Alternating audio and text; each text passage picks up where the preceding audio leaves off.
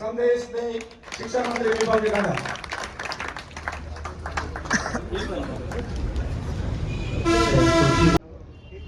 Jat welfare society के सम्मानित प्रधान आदरणीय हमारे बाबूजी श्री भीम सिंह जी,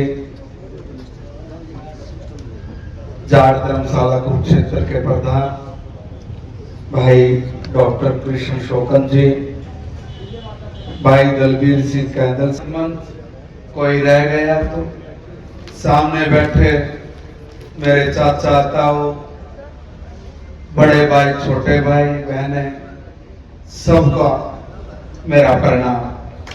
आप सबको बहुत बहुत अभिनंदन करता हूँ, आपका स्वागत करता हूँ कि आपने अपने छोटे बेटे को, छोटे भाई को आशीर्वाद देने के लिए यहाँ पर आमंत्रित किया। दोस्तों, मैं भाषण नहीं करूंगा, 2-4-5 बातें बोलूंगा। भाषणों में बहुत उत्तेजना होती है, बहुत स्पीड होती है, सुर ताल जमा के लोग बोलते हैं। क्योंकि मैं किसी राजनीतिक मंच पर नहीं, मैं अपने परिवार के बीच, अपनों के बीच आप सबका आशीर्वाद लेने के लिए पहुंचा, इसलिए मैं तो अपनी बात करूं। दोस्तों, महाराजा सूरजमल जी के बारे में अनेक वक्ताओं ने बहुत सुंदर उद्बोधन दिया है। 1707 से लेकर 1763 तक इस देश ने एक ऐसा राज्य देखा है जिसके राजा ने 80 लड़ाई लड़ी और 80 की 80 जीती। के इतिहास में बहुत कम ऐसे सूरवीर योद्धा होते हैं जो मन में कुछ ठानते हैं तो उसको अस्तित्व पर छोड़कर लड़ते हैं, तो वो लड़ाई फिर उसकी नहीं रहती, वो अस्तित्व की बन जाती है, ब्रह्मांड की बन जाती है। और फिर ब्रह्मांड जिस भी चीज को जैसा चाहे वैसा आशीर्वाद के रूप में पुरस्कृत करता है। तो हमारे महाराजा सूरजमल जी को भी अस्तित्व ने, ब्रह्मांड ने अपने आशीर्वाद के साथ इस देश की जनता की सेवा करने का एक निमित्त बनाकर भेजा। हम सब बहुत गौरवशाली, बहुत सौभाग्यशाली है कि हम ऐसे सूरवीरों के वंशज हैं, जिन सूरवीरों में कई गोकुला जाट है। ऐसे ऐसे हमारे योद्धा जो इतिहास के पन्नों से गायब कर दिए गए, इतिहास में शरारत करके, छेड़छाड़ करके इस तरह की चीजों को पढ़ाया गया जिनको महाराजा सूरजमल ने मिट्टी में गड़ो गड़ो कर मारा था, उनको सूरवीर बना दिया और हमारे घर के मुखिया महाराजा सूरजमल को इतिहास के पन्नों से निकाल दिया। मगर ये दंश हम वर्षों से झेल रहे हैं। कई लोग कहते हैं कि शिक्षा मंत्री जी, हमारे इतिहास में जो छेड़खानी हुई है उसको कब दुरुस्त करोगे? दुरुस्त करने का अवसर आ गया, कर रहे हैं।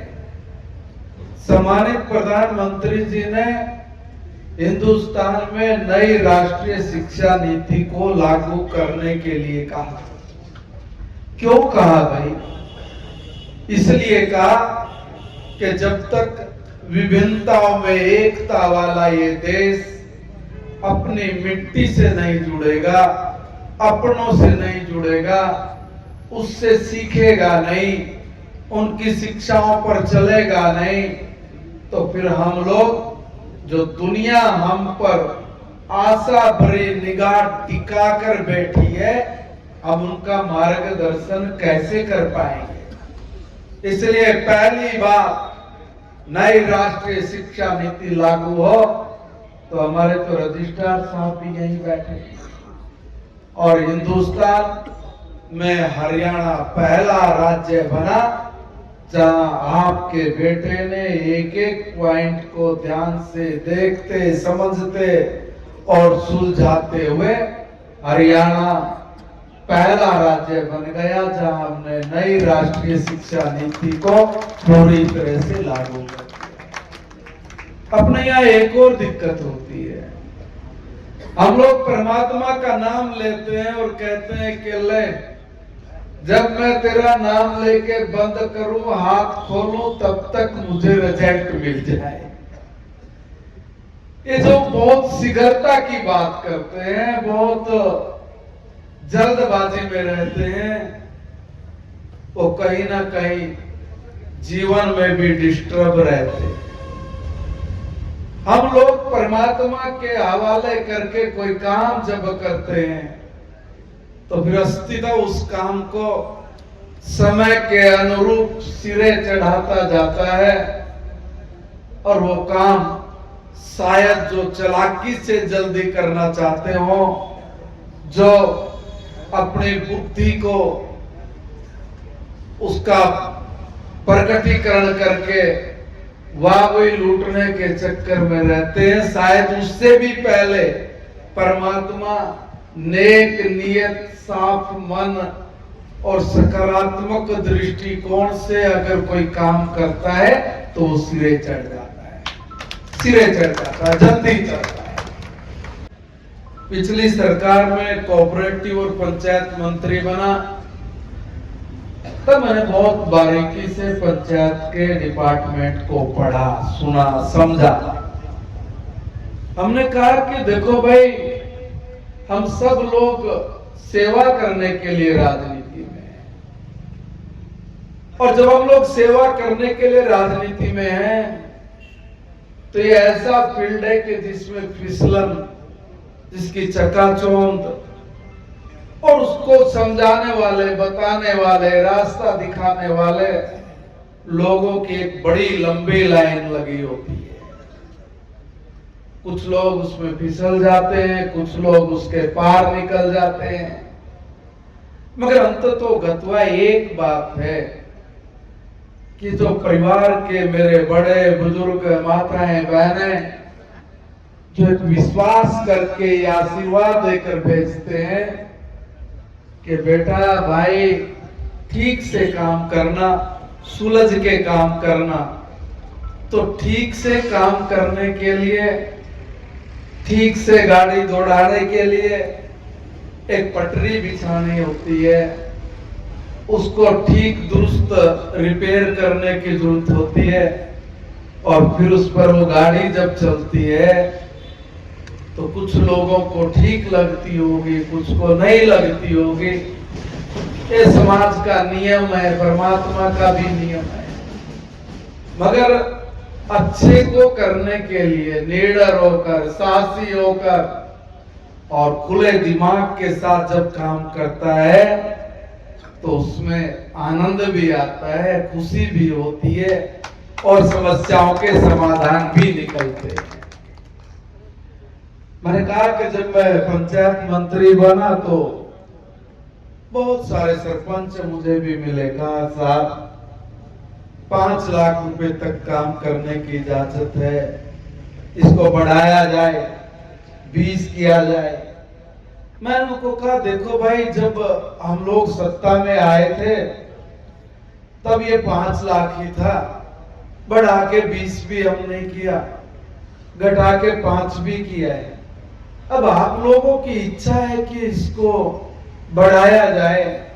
मैंने उनसे करबद्ध प्रार्थना की थी कि जो भी काम करना वो ईमानदारी से करना। अगर आप ईमानदारी से करोगे गांव का माहौल चेंज हो जाएगा, गांव के लोगों को सुविधा, संपन्नता, समृद्धि की ओर लेके जाने का आपका काम है।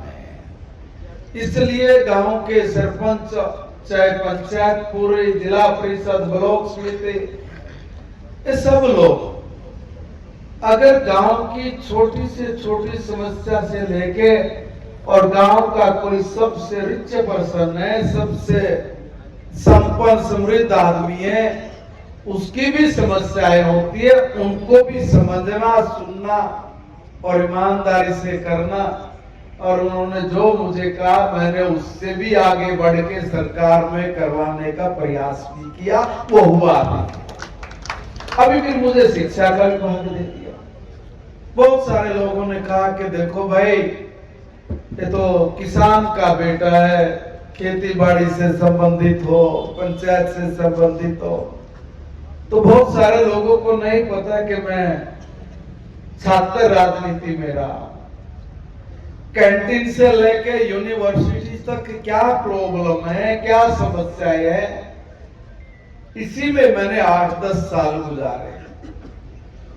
और शायद मैं ऐसा पहला शिक्षा मंत्री होऊंगा जो यूनिवर्सिटी में जाके उनकी समस्या क्या है, प्रॉब्लम्स क्या है, हमारे बच्चे कहाँ परेशान हैं, उनको आज के इस युग में किस टेक्नोलॉजी की जरूरत है, किस तरह की एजुकेशन की जरूरत है। मैं हर यूनिवर्सिटी में लगभग गया, कुछ 5-6 बचती है, मैंने उनको भी समझा है। समझने के बाद बहुत कुछ ठीक करने का भी प्रयास हुआ, उसमें भी हम लोग सक्सेस हुए हैं। अभी स्कूलों की बात करें तो बहुत लोग मेरे पास आए, कहा डांडा जी हमारे स्कूल की बिल्डिंग कंडम है, हमारे स्कूल की हालात खराब है। मैं बहुत स्कूलों में भी चलता चलता कहीं भी रुक जाता हूँ, देखता भी हूँ, समझता नहीं कि इसलिए कि जो बातें हमारे सामने आई है उसमें कितनी सच्चाई है।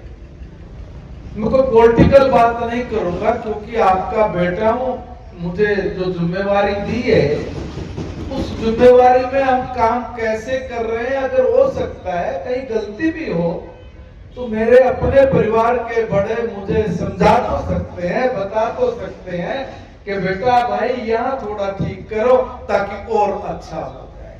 तो इसलिए मैंने पहले झटके में ही 1500 स्कूल लिए और कहा 1500 स्कूलों का पूरा नक्शा बदलो। अब ये जो स्कूल बने हुए हैं आप सुन के हैरान होंगे, इसको पॉलिटिकल बात से मत जोड़ो कि पहले हमारी जो शिक्षा थी ये समाज के हाथ में थी और समाज ने अपने स्कूलों का निर्माण कराया। गांव में हम स्थान कराते थे, दूसरे आयोजन कराते थे, तागड़ी के हिसाब से भी पैसा देते थे और हमने वो स्कूलों का स्ट्रक्चर खड़ा किया। लगभग मान के चलिए 70% से ज्यादा ऐसे स्कूल हैं जिनकी बने बहुत साल हो गए और जो मेरे बाप दादाओं ने बनवाए। अब मैंने उनको कहा कि देखो भाई इन सब की रिपेयर से लेकर इनकी सफेदी तक सब करो और 31 मार्च तक इन सब स्कूलों को आपका बेटा दुरुस्त करा लेगा, मुझे पूर्ण विश्वास है। आप विश्वास भरोसा करें। अब एजुकेशन क्या है भाई, हम लोग कोई डिग्री देने वाले बच्चे नहीं, ऐसी एजुकेशन को खड़ा करके चलाना है कि हमारे बच्चे स्वरोजगार के जरिए 5, 7, 10 बच्चों को रोजगार दे सके। इसलिए उनके कौशल को विकसित करना। तो मैंने 15-16 ऐसे विषय हैं जिनमें बच्चों को कहा कि आप लोग इसमें लगाओ और 1500 स्कूलों में मैंने इसको स्टार्ट किया। अब उसका नतीजा देखो क्या निकलता है।